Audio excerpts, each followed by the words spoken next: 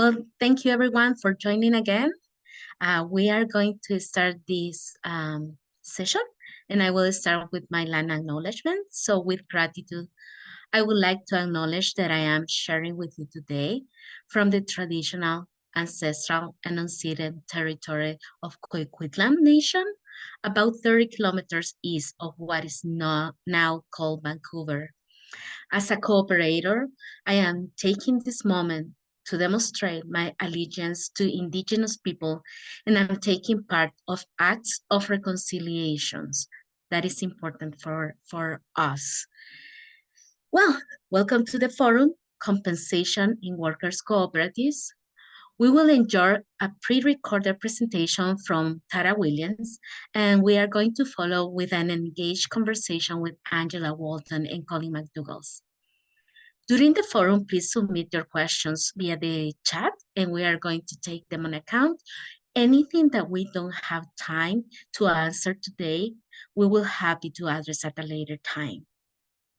So let me start by introducing the presenters of this forum. So let's start with Tara Williams. So Tara is a member of Kia Cooperative, and she is a cisgender American, white, and Welsh with Chinese background.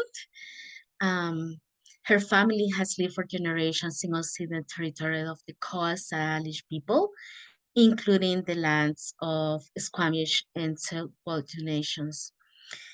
Tara acknowledges her privilege to be a Canadian that is well educated with 17 years of experience in cooperatives and including experience in total rewards. She is the co-founder of GIA Consulting and specializes in co-op development, strategic planning, marketing, and member engagement, as well as human resources. Tara graduated in 2018 from the master's degree in cooperative and credit unions management from St. Mary's University. So thank you, Tara, for unexpectedly being here today. We're going to enjoy your recording. Angela, I'm going to introduce Angela. So Angela is passionate about fostering collective change through her everyday actions. She is warm in her humanity to the tasks that keep SSG turning. So she belongs to the Sustainable Solution Group Cooperatives. She's the administrator and coordinator in Worker Corner. She also enjoys the yoga instructions, learning, cooking, dancing, singing loudly. I wish this was a karaoke night. And sharing their knowledge as well as practicing peace living with her best beautiful life. With us today, the other panelist is Colin McDougall, who is also belongs to the Sustainable Solutions Group. He's the managing director and worker owner. Colin has spent most of his career in dedicated more of his passion to the cooperative sector. He was one of the first members of La Siembra Cooperative, creators of Caminos, Fair Trade. We all have enjoyed their chocolates. From sales to logistics to board president, Colin played a number of roles at La Siembra. But now he found his calling in functions like finance, administration, and governance and organization and strategy. From La Siembra, Colin moved to the Agency for Cooperative Housing to serve as a director, corporate service. After dividing his time between the agency and SSG for several years, Colin began to work in full-time in SSG in 2021. So with that said, we are going to kick it out with a presentation video that we are going to show to you from Tara Williams. Ben, would you please share the video now? Thank you. Yes, I will. Video is being shared.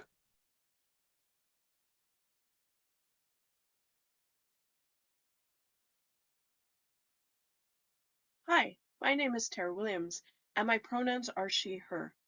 I'm speaking to you today as an uninvited settler on the lands of the Coast Salish peoples, and I represent GIA Co-operative. Though I regret that I cannot be with you live at the conference today, I hope you are all finding this event inspiring and enriching. Let me start by reflecting on the words of Dr. Sonia Nokovich and Karen Miner from the International Center for Cooperative Management at St. Mary's. The role of compensation in a cooperative is to heighten and preserve human dignity by paying people adequately and fairly and affording them autonomy to act, as opposed to exerting control on them. This will increase the right kind of motivation, improve employee participation and productivity, and more likely align personal success with organizational success through stewardship, psychological ownership, and real control over their productive lives. Isn't this sentiment exactly why we are here today? Isn't it why so many of you have chosen to become worker owners or have developed an interest in worker cooperatives? At the core of worker co-ops lies the power to reclaim decision-making authority, particularly when it comes to how we distribute the value created by our work. Our co-ops provide us with the means to align our personal achievements with the collective success of the organization, fostering a culture where stewardship and ownership thrive. However, when it comes to the topic of compensation and pay within worker co-ops, we don't always take the time to ensure we are asking the right questions about what our total rewards and pay structures look like. What are some things we need to consider when designing these structures? How can we ensure our goals of worker empowerment and the cooperative principles are built into these structures? Start by asking some of these questions. What is our co-op's philosophy on compensation and rewards? How do we integrate equity into our discussions around pay? What is financially sustainable for our cooperative? What can we learn from the practices of other cooperatives? Earlier this year, GIA Cooperative, in collaboration with Culminar Cooperative Consulting and funded by Sustainability Solutions Group and the Canadian Worker Co-op Federation, conducted a survey to explore these very questions. The goal was to create a comprehensive guideline that sheds light on how other worker co-ops approach compensation. Thanks to all who participated.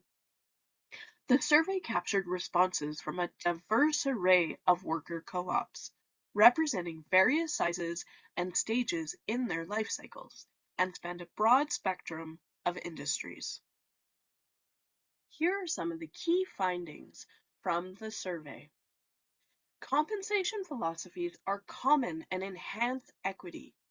63% of cooperatives reported having a compensation philosophy.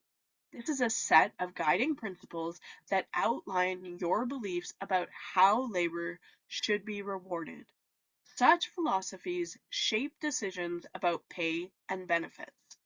Some of the main and reoccurring themes that these philosophies included were recognition of the collective good, establishing fair pay structures that foster a sense of agency and ownership, equal pay for equal work, fostering equity through flat pay rates and maintaining narrow pay ratios between the highest and lowest earners, applying an equity lens, ensuring pay is not influenced by race, gender, age, or other protected characteristics.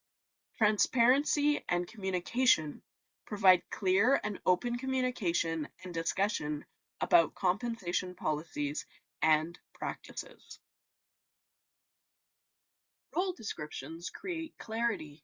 90% of respondents reported having clearly defined job or role descriptions.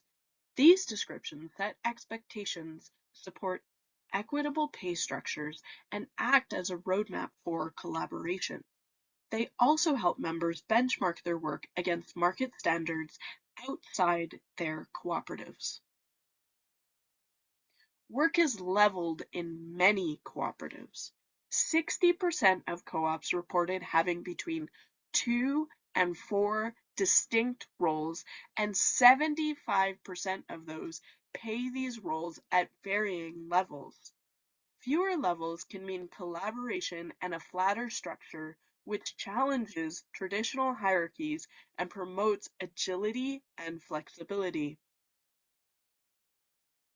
Policies support equitable salary increases.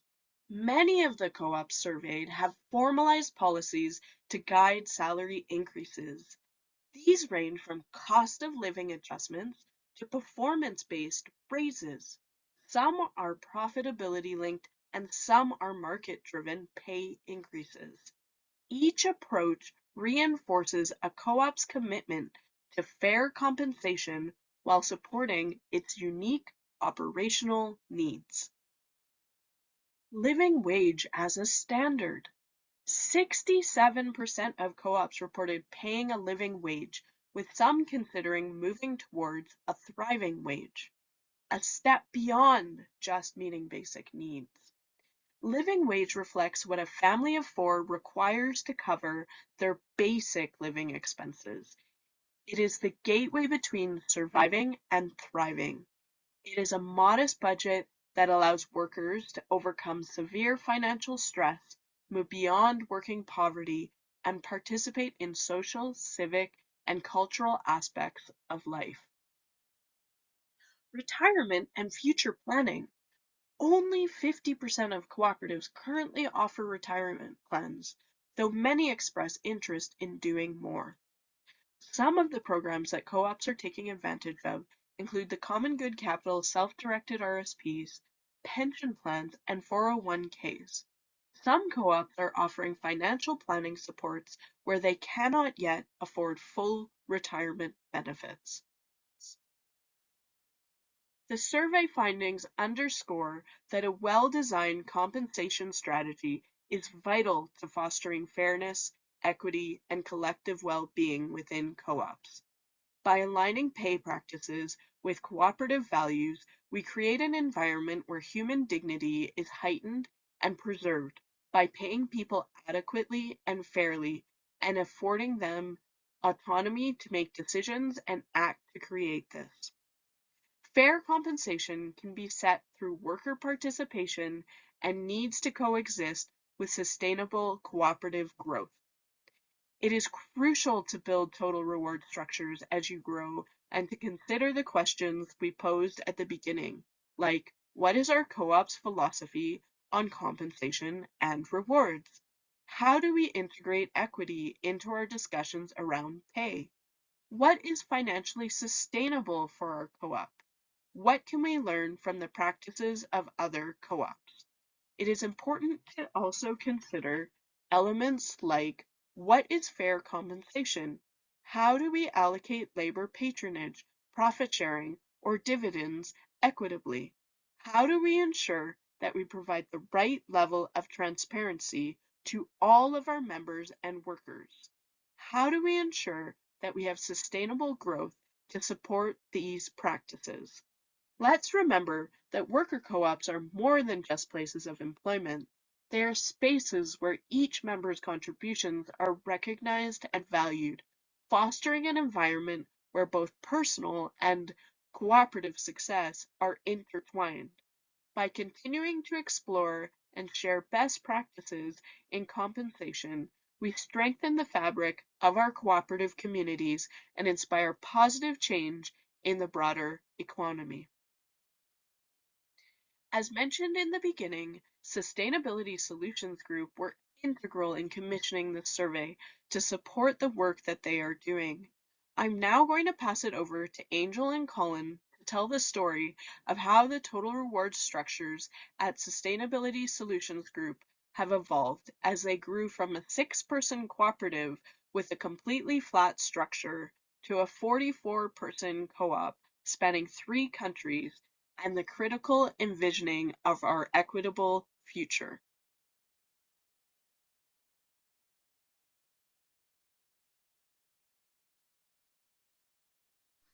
We thank Tara for that presentation, and now we're going to move towards to the experience that SSG has. So we are just going to wait for a moment until they are ready to share their presentation. Colin, you good? Great. Yeah, I'll be doing the sharing and I'll be starting the talking. Before I get into it, I guess thank you, Tara. I get to thank both virtual Tara and real Tara for the great lead-in. So thank you to both of you. Um, and before sharing my screen is going to block off the participant view and the chat. I have a tendency to start slow and then get faster and faster when I talk. So if there's any slow down messages or any questions that need to be interrupted, please just Lizette, maybe just barge in unceremoniously. That would be great. Okay, so now I will share my screen and confirm everything is looking good. Okay, hold on.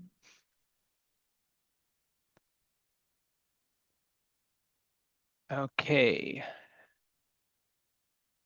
Does everyone see just the slides without my little presenter view? Perfect. Okay, so we've already done introductions, but again, SSG, Sustainability Solutions Group, we mainly call ourselves SSG. Today, Angel and I were going to be trying to take as much of a storytelling format as we can see your presenter view. Oh, you can. Oh, We look at can. that. We can see your little We can notes. see. Yeah, we Well, can see your then- notes, It's Colin. blocking the slide a bit. Oh, Yeah. that's too bad. So it's going to sound like I was going to pretend this was all off the cuff, but now you know my secret. I actually prepared for this. But I will be looking a little bit to the right now. Anyway, so Angel and I are going to be taking a bit of trying to take a storytelling lens to this, bouncing back and forth a little bit and sharing our stories. We hope, we're going to bring our own perspective, highlight some of the challenges and successes and unsuccesses that SSG has had in this kind of journey to set up the current and compensation and benefits or total rewards. I'll probably use them interchangeably, hoping that the listeners will sort of see themselves or their co-op or at least part of it in these stories and enough to seed a good conversation at the end. And as I said before, we're going to try to, we're going to try not to both manage the time and not talk too fast, which is going to be difficult, but try to leave lots of time at the end for discussion. So super quickly, SSG, 35 member owners, about 45 workers now, offices in Canada, the US, and in Chile. Most of our workers are in Canada, though, which is where we started. We've been around since the early 2000s. It's a consulting firm. We work in climate action planning, usually with cities, states, provinces, municipalities, essentially trying to put in place net zero plans to kind of oversimplify our work. Here's my story, or my lens on this story. So like many a good rom-com, our story starts with a wedding. So in 2020, after 5 years of dating, SSG and another employee-owned, non-cooperative, but employee-owned business called What If Technologies decided to tie the knot and amalgamate our operations. So this was a big exercise. It took a few years, and we had a lot of what we called streams and kind of looking at this pathway to merger. And we could spend days on this, but obviously the focus is the compensation and benefits stream. So to speak to how we merged our compensation and benefits, we kind of need to give you all a starting state. So what we have here is SSG on the top, What If on the bottom. So SSG pre-merger, we were paid hourly. We were a consulting firm, we logged timesheets, and it was hour worked, hour paid. So basically, if you work 50 hours a week, you log your timesheets, that's what you get paid at the end of the month. You work 20 hours a week, that's what you get. Because of that system, we kind of really, we got into really, I would say, good habits of logging all our time because that's what you got paid for. So our culture kind of was about metrics, reporting on our time, being very specific around that. On the other hand, What If, a little bit smaller, but still they were more traditional in terms of the fact that they were salaried. So again, just traditional salary. You get the same paycheck every 2 weeks. Imagine that. They also had a really fluid kind of approach to what their work hours were. Since they didn't track time, smaller kind of owner mentality. They're like, if I need to work 60 hours this week, that's what I'll do. If I need to work 40 hours, if I need to work 20 hours. And sort of flowing that they didn't have like vacation wasn't logged. It was sort of take it when you need it. Vacation, sick leave, didn't have policies. And because of that, again, their culture was really less documentation, more of a sort of a family-run business type of vibe to it. So you can see where this is going, to very different kind of almost philosophies coming into total rewards. Now let's get to the dollars and the cents. So again, top is SSG. We had a salary band. We'd actually started way back in the day totally flat. Everyone got the same rate, but we'd morphed into a very narrow but still a salary band. Our how we approached our salary was salary based on experience, not job. Now, Angel's going to speak a little bit more about that, but to summarize, it doesn't really matter what role you're playing. It's all the relevant experience you bring to that role. An admin assistant with 20 years of experience will get the same as a senior consultant with 20 years of experience, same salary. It's all about the relevant experience you bring to the role. Like many co-ops, because we were paid, below market. We'll talk a little bit about the market later on, but to sort of bridge the distance, the gap between the market and what we paid ourselves, relying on profit sharing or labor patronage. On the what if side, they were very interesting, not very flat salary. Everyone basically got $75,000 a year, except there was a managing director bonus. New workers would scale up to $75,000 over some kind of, over some like year-long period, but pretty much the same. This was in part facilitated by the fact they were pretty homogeneous in their roles. As a modeling firm, most of their term was modelers, except for the managing director, whereas SSG had from early days admin staff, marketing staff, business development staff. So a bit of a different picture here. And I'm going to dwell on this concept called flexi salary because it is a protagonist, a hero or a villain, depending on your perspective, that will come back into the story later on. So flexi salary was this mechanism that What If set up that basically allowed almost a collective bonus that could be scaled up or down depending on how the business was doing. So unlike something like labor patronage, which has a very clear mechanism, right? You get profit in year X, 50% of that profit will go back to members. Flexi salary was, maybe very consistent with their own culture, pretty fluid. Let's look at our business prospects. How do we feel we're doing? Let's look at the outlook. How have we done? And they would actually pay salary based on that. So again, it was a pretty cool mechanism and pretty powerful mechanism, we thought, and it was definitely worked for them. One commonality, the circle represents transparency. One commonality between SSG and What If was that in both cases, full transparency with our workers, with what the mechanisms were, what the salary ranges were, but also even who was making what salary. So that's always been part of our culture. So how do you bridge the divide between these two pretty disparate systems? Well, put the right minds to it, and in a worker co-op way, when we had already set up different bodies in the pathway to merger streams, the different working groups. So we actually set up a working group of 3 member owners of SSG and 3 owners of What If to try to crack this nut. And we did a ton of work, just a ton of detail here. I'm going to try to just way too much to get into. And I'm not trying, this slide isn't so you can all read the gory details. But what I want to share is a few things I think we did right and maybe some pitfalls. I think one of the things that we did right was in all of our meetings, we started with guiding philosophy. We had a whole bunch of differences, but we realized we're like, hey, what is driving this? Tara spoke a little about compensation philosophy in her words. What is driving this? So we started there. And the second, and this is where the bean counters and the finance people, like me, like Angel, will be happy. We measured 101 times and we cut once. We did a ton of number crunching, and put the lock there for this concept of lock-in. And I'm going to dwell on that for a second because it shows up in our planning work as well, in our climate action work. Lock-in refers to early decisions that can create path dependencies that are really difficult or costly to change later on. Salaries, maybe I'm stating the obvious, is a classic case of lock-in.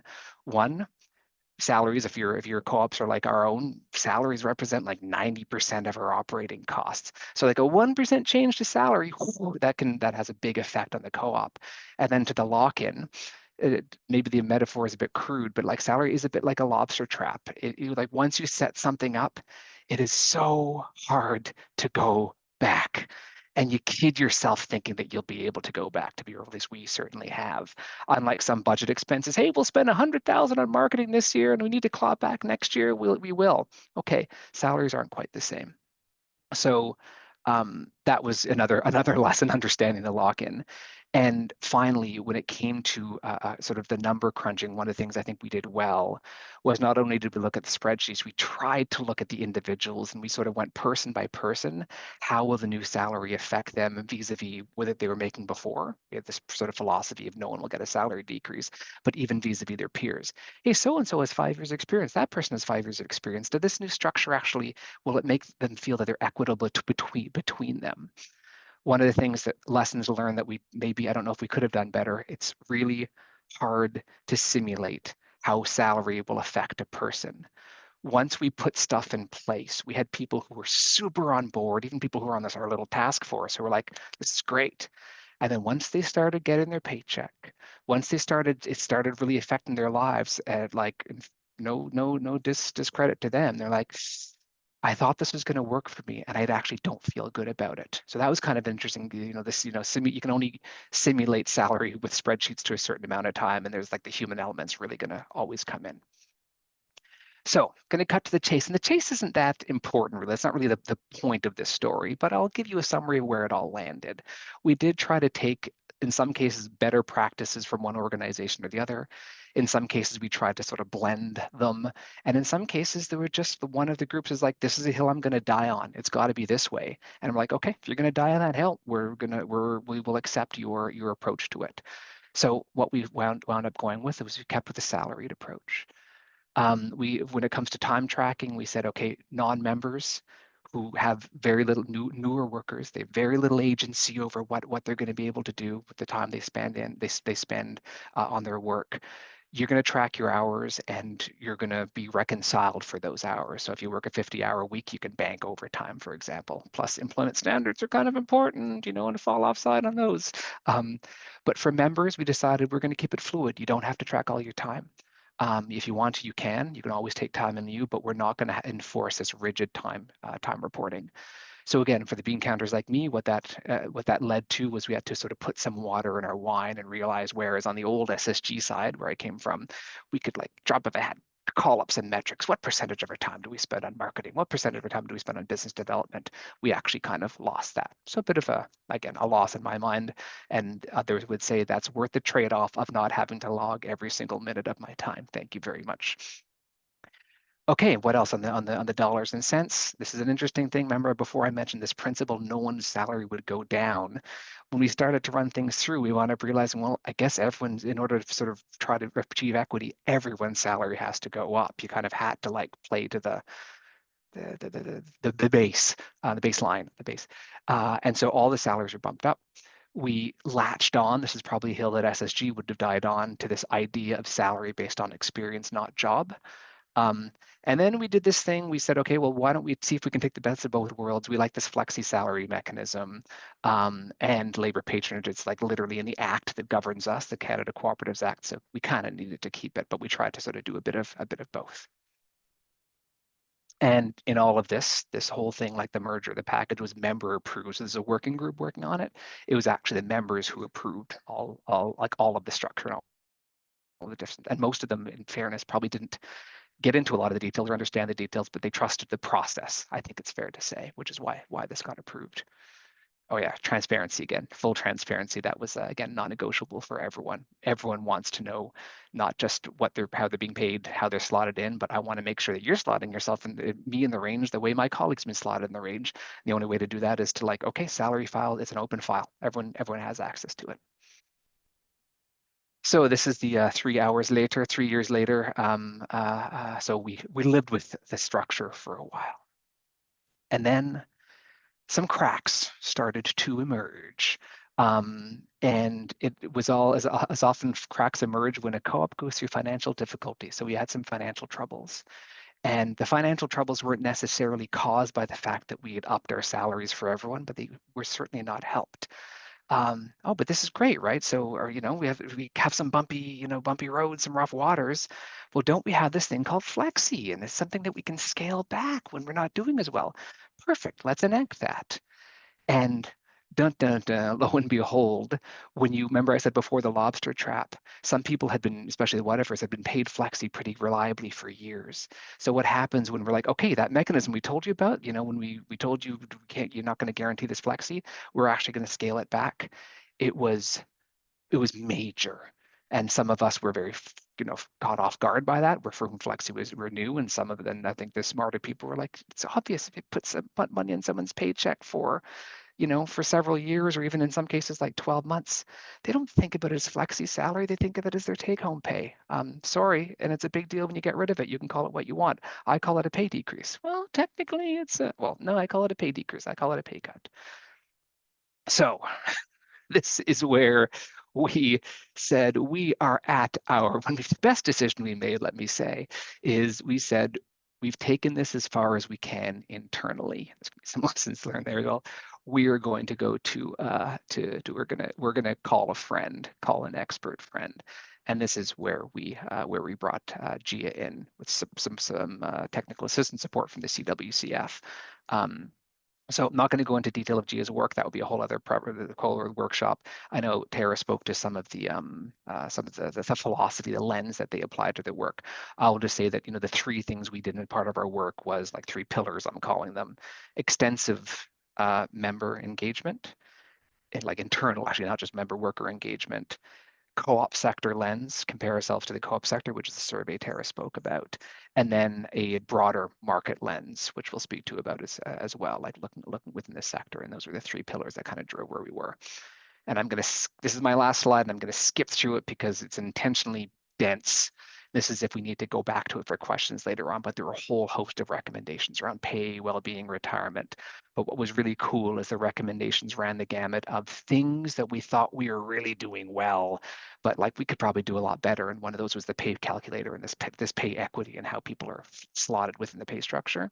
There were some total blind spots that we had that the work with Gia brought up, which is Tara is like, do you notice no one's taking vacation? I'm like, oh no, I didn't realize that. And then there was just some things were just like, you're actually doing really well, but you got to tell your story a little bit better. And my final words are, as humans, as organizations, narrative is important. The stories we tell ourselves are really important. And the story that was being told at SSG was, we are paid below market. And that's true. So that's a true story. But it was not being rounded out with all the other things that are part of total rewards and not just compensation. So I think one of the key recommendations, you have to start thinking about what you do. And if you start repeating the narrative, we're paid below market, well, what happens is that starts to enter into the culture, and people start to feel, yes, this is an underpaid organization, point barre. One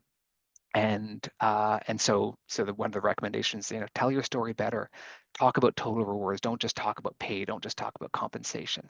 And that was a pretty great lesson. Get more into details, but I'm definitely at time, so I'll hand it over to you, Angel.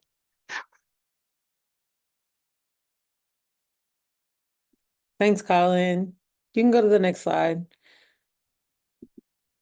Because time passed, and then I also came in kind of in the middle of the things. I came in, you can go to the next slide. I feel like I came in with fresh eyes. I feel like I came in and they had already decided to merge, and there was a lot of things that had been decided in the few years that they had under their belt, but it hadn't gone through officially or legally. But there's still some underpinnings of things that were happening that I didn't have a lot of information on, but I think it was okay because it allowed me to have some type of neutral excitement in a way. I didn't as a worker of other co-ops for many years, and being a part of a culture of market rate. Actually, one of my co-ops didn't have market rate but we were also just like a thrift store. So it wasn't necessarily like high market for that community thrift store. I came in and I was very much blown away by the calculator. The salary calculator was extremely comprehensive, had a lot of nicks and knacks around it, but it was also super evident that I would be paid on my experience and my expertise at what I do, which I think when we talk about the whole package and telling the story of SSG, is a part of the culture and the story is that I feel like SSG does a really good job of putting the people who do the thing that they do really well in the place that they're doing it. And so it also makes the space run really well, I feel like, because it allows us like there's just not a lot of super big hiccups, and people are kind because they're also happy about the things that they're doing all day because they're good at what they do and they feel this sense of ownership. There was yeah, so that was the biggest piece I wanted to talk about. There was the salary calculator. Started at the beginning of summer 2022. The culture was really amazing. I also just started on a 6-month contract, so I didn't have any information on many of the benefits until I was offered a full-time position or a permanent position, and then the benefits started to be very clear. You can go to the next slide, Colin. The benefits started to be really clear, but I think one of the things that I really was excited about was the transparency and the preparation around all of the processes. After I became a permanent and full-time worker, I do a lot of the admin and share some of the finance pieces, and a little bit of what, depending on where you are, some of the HR pieces and bringing people on. Although we have folks in different places in different countries throughout the different entities of SSG. So we still hit some road bumps around the way of, like, for instance, healthcare equity. How do we, in 3 different countries, find some equitable way to have health benefits for all of the workers across one organization that is broken up into 3 different entities that represent the 3 countries in which they abide? And it's just so different, so much that at some point we also had to get some. We're doing that now. Is getting some. We've done a lot of research. I feel like it's been a year, but we had to rely on some extra outside help for some information because for my Canadian counterparts, they couldn't even conceptualize the idea of how healthcare works in the United States because of the cultural how culturally embedded healthcare is in the Canadian system. And so talking about this thing that should be a right to any human being that has a body and needs health maintenance is an extra cost. And how do we make it equitable for the different folks in the United States who are workers at SSG, which is only 3, but it was still a big piece of how do we make this equitable, right? Because there's a few pieces of how do we make it equitable, which is how do we make it equitable for the folks who are here, but also make it attractive for new folks to come in, and then for the people that we have to retain them being in the space. And so that's also happening in the process of Gia doing a new process. I don't know if this was a continuation, but I know it was new to me. And I think another piece of SSG's culture and telling the full story of how transparent, and I can attest to the measure 101 times and cut once, right? Which is the reason why I call it a human puzzle is because I feel like humanity is at the midst and the middle and the center and the baseline of everything we do at SSG. And so there's no quick answer because numbers say this, or let the numbers tell the story. It's like, here are the numbers and here are the human story and here's the human experience, and how do we make this work? Which I think is a part of the full story, and also a piece of why Total Rewards ended up coming out the way that it did, and the equity that I feel like exists within SSG. So we had a lot of survey reminders. It was like, hey, we're gonna do this thing. Hey, we're gonna do this thing. Just a reminder, we're going to do this thing. And then the thing happened. Like, okay, there's going to be a survey. Just so you know, there's going to be a survey. Please remember to take your surveys. If you haven't, take your surveys. Tara's going to be reaching out for interviews. Hey, there's going to be interviews. And if you need to be flexible, Tara is really flexible. And I finally had my interview with Tara. And I can't say that I was actually looking super forward to it, because I was like, I don't even, like, what do I have to offer to this? Being someone who, is of the working class, the working poor of the United States, and how do I feed into this, like, this policy that we're going to bring, knowing that I have power as a worker, But I really also appreciate that we get to be so genuine. And the conversation that I had with Tara, we had to cut it short because I am a chatty Cathy, especially when we get into the philosophies of things, and y'all will see at the next few slides. But I feel like we really got into some things, like what market rate actually really means and how it aligns with the cooperative values. And are we going to pick and choose where we cooperate, or are we just going to keep it within our cooperating circle? And how market value, I think that was just a big conversation between me and Tara. And I kind of went off, like how market value is arbitrary to the systems of hierarchy and other exclusive and oppressive systems like education, who has access to that culturally, financially, and socially. And then to be like, well, market rate for this thing is this much, but someone else who's also doing labor only has their labor valued at a certain amount. And so yeah. And so, oh yeah, that was the other piece, is like picking and choosing what piece of capitalism you want to dismantle, especially in a co-op that's doing pretty radical work. My idea is that we want to dismantle capitalism as it affects the climate, but don't affect my pay, right? Like capitalism can stay the same as long as my pockets are still the same, but like let's change it, let's disrupt it in this way, just like keep it that way. And it was just a critical critique of mine of like like it's a part of the house, and we take down one room, you're gonna hear it in all the others, and maybe the whole thing will fall down. But he'll give a lot more context to some of the things that of the outcomes that happened with the GIA process. But I'm going to stop there, and you can go to the next one, Colin. And so moving forward, I think we're just now reaching some like landing pad on US health benefits and making it equitable to Canadian and Chilean benefits at this point. And I kind of talked about it a little bit earlier, but I think we've gotten to a new space of clarity on this. And maybe we'll have a story to tell you a little bit later about equitability across global ecosystems and how to make healthcare accessible to anyone and everywhere. But right now I can just say that we did the things. There's 3 US staff, and it's just been a back and forth between me and Colin brainstorming, and between the 3 US workers and Tara being a part of it, and just holding space for the different reasons and like how we are actually getting that paid out now.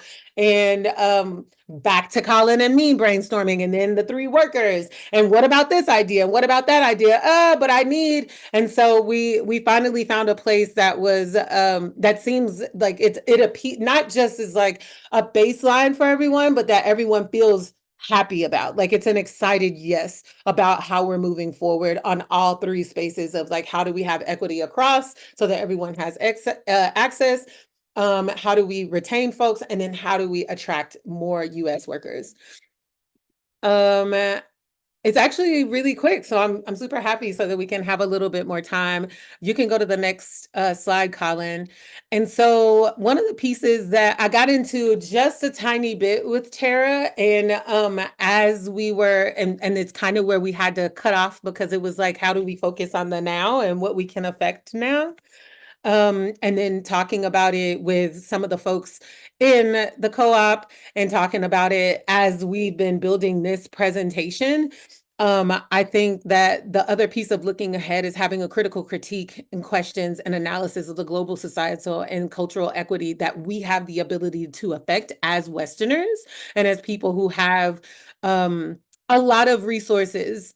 And so with globalization, changing political tides, and understanding our place in the global ecosystem, I just have a few questions of like, how do we move forward with a critical analysis in our process as it pertains to 2 things: global gentrification and compensation and the earth. And I'll go to that, usually using a business model. But how do we parse equity from the how do we parse equity for the general global South? With Westerners using high value currency like the USD, the US dollar, the Canadian dollar, the the euro, and living in global southern places of the global South that cost a lot less to live there.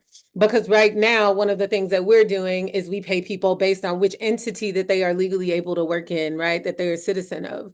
And so how do we, when people are like, oh, I am now an expat or a privileged immigrant is what I call it. And you're able to go to a place and have these money from these high value dollars, but live in a place that has low costs.